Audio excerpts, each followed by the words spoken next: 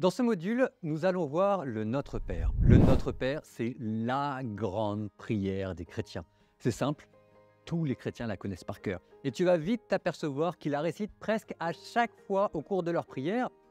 Et il y a une raison à cela. C'est que le Notre Père est la prière que Jésus nous a enseignée et il nous a dit de prier en le disant. Le Notre Père, pour nous, c'est le modèle de toute prière. Donc, grâce à ce module, tu sauras toi aussi prier comme Jésus l'a voulu. Nous commençons par parler du texte du Notre Père dans ce module et puis ensuite on va voir chacune des phrases en particulier. Le texte du Notre Père. Dans la Bible, il y a deux versions du Notre Père. Il y a une version courte dans l'Évangile selon saint Luc, Luc chapitre 11 verset 2-4, et il y a une version longue dans l'Évangile selon saint Matthieu, Matthieu 6 verset 9-13. Et c'est cette version longue dans saint Matthieu que les chrétiens ont l'habitude de réciter. Je te la donne. Notre Père qui es aux cieux, que ton nom soit sanctifié, que ton règne vienne, que ta volonté soit faite sur la terre comme au ciel. Donne-nous aujourd'hui notre pain de ce jour. Pardonne-nous nos offenses comme nous pardonnons aussi à ceux qui nous ont offensés. Et ne nous laisse pas entrer en tentation, mais délivre-nous du mal. Amen. Une remarque importante avant de continuer. Tu t'apercevras que de temps en temps, les chrétiens terminent le Notre Père en disant une dernière phrase. Car c'est à toi qu'appartiennent le règne, la puissance et la gloire pour les siècles des siècles. Amen. Dans Matthieu 6,13. Mais cette phrase finale n'est pas obligatoire. Je te la mentionne juste pour que tu ne sois pas surpris. Elle ne figure que dans quelques manuscrits bibliques. Donc voici, en gros, la coutume. Lorsqu'il s'agit de célébrations liturgiques, comme la messe par exemple, on dit cette dernière phrase conclusive, car c'est à toi qu'appartiennent le règne, la puissance et la gloire. Sinon, on ne la dit pas. Donc, voilà pour le texte du Notre Père. Je te parle maintenant de sa signification et nous allons commencer par les premiers mots. Notre Père qui es aux cieux. Notre Père qui es aux cieux.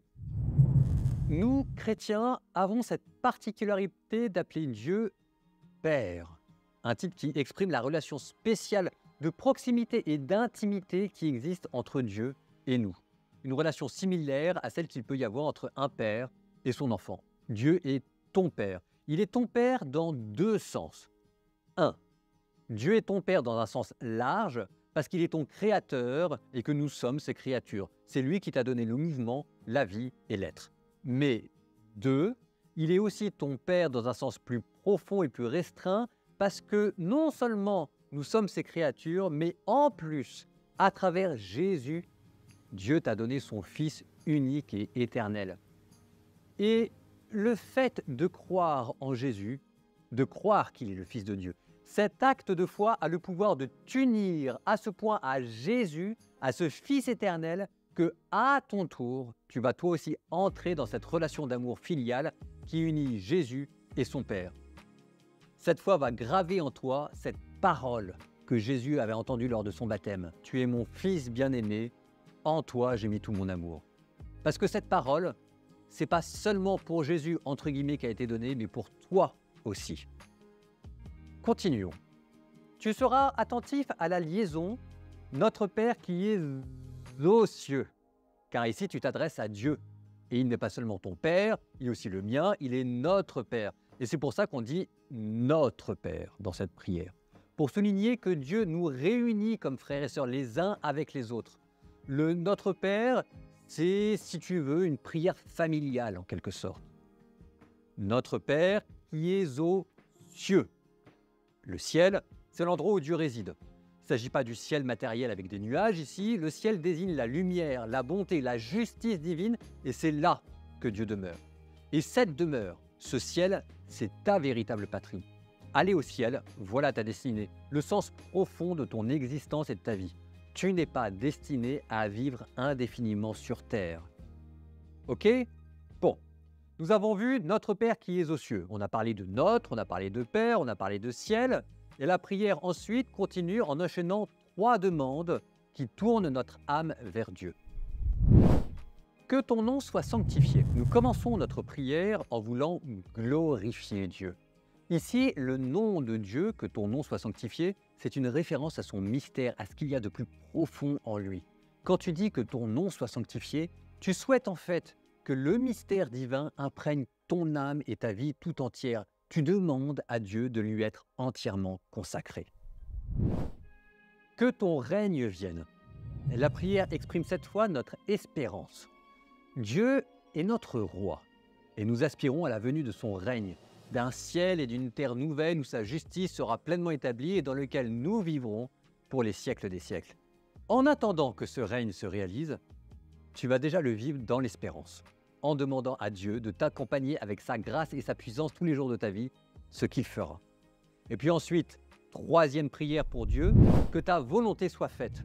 Ta volonté, et non pas ta volonté à toi, la volonté de Dieu. Faire la volonté de Dieu plutôt que la nôtre, c'est pas toujours facile, mais tu sais que tu peux être sûr de Dieu. Sa volonté est tout entière contenue dans le grand commandement chrétien, aimer Dieu et aimer notre prochain.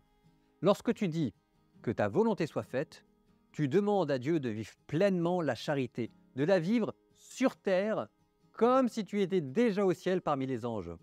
Notre volonté, c'est celle de Dieu, vivre sur terre de cette charité pleine et entière qui existe déjà au ciel. Ok, petite pause. Les deux parties du Notre Père.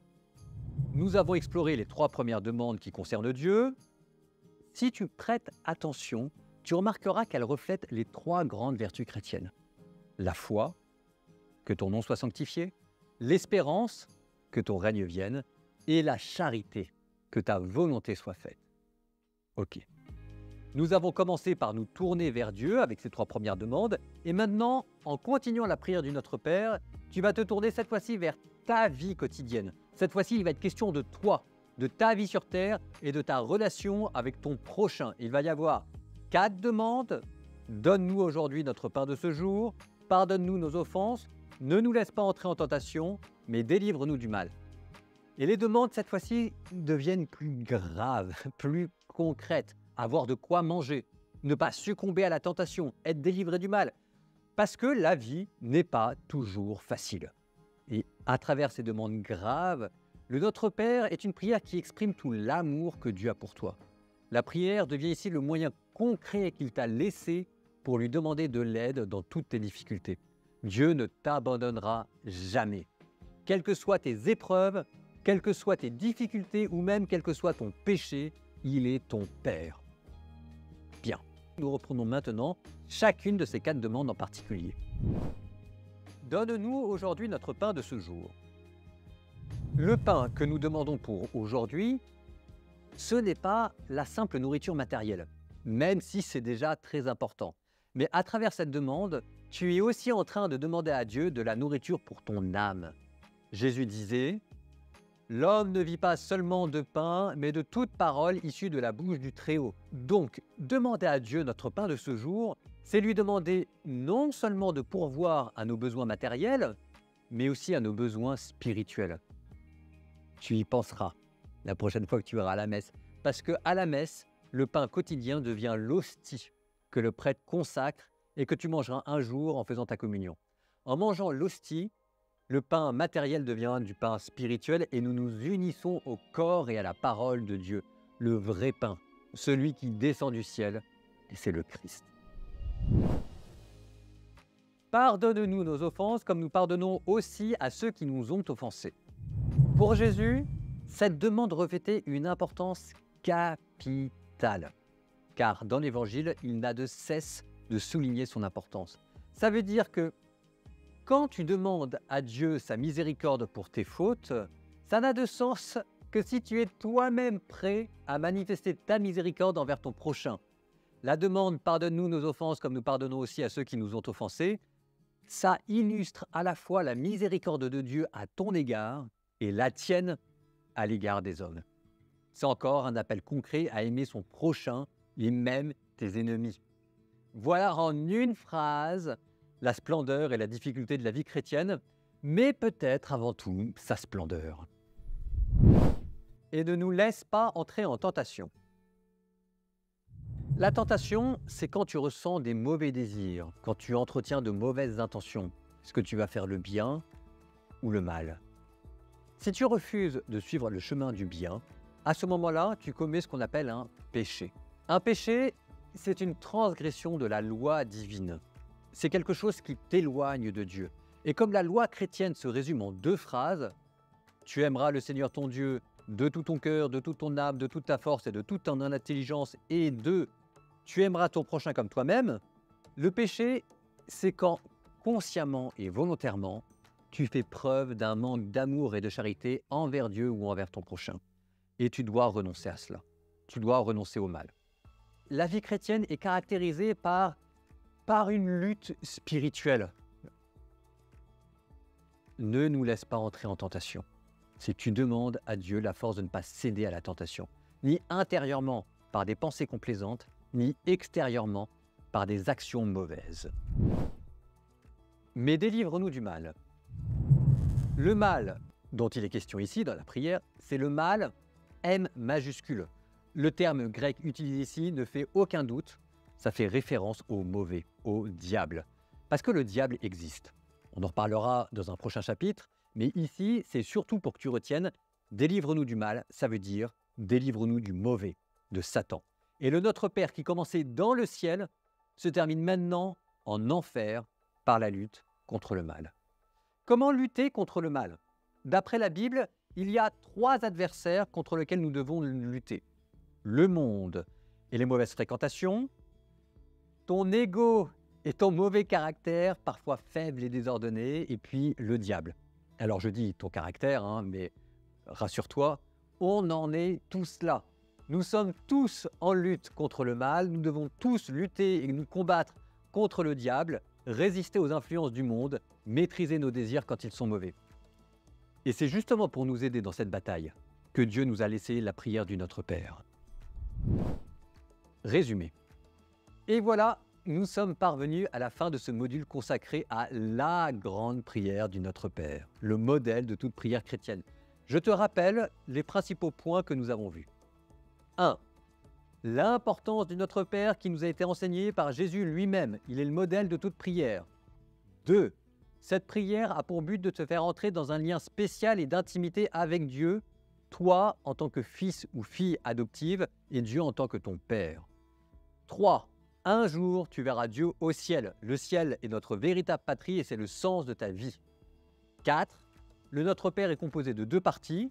3 premières demandes qui tournent notre vie vers Dieu, que nous voulons glorifier, et 4 dernières demandes pour tourner Dieu vers notre vie, pour que nous puissions vivre avec lui dans nos joies comme dans nos soucis. Apprends par cœur cette prière. Grâce à elle, tu prieras comme Jésus l'a voulu et nous l'a enseigné. Alors, bonne prière.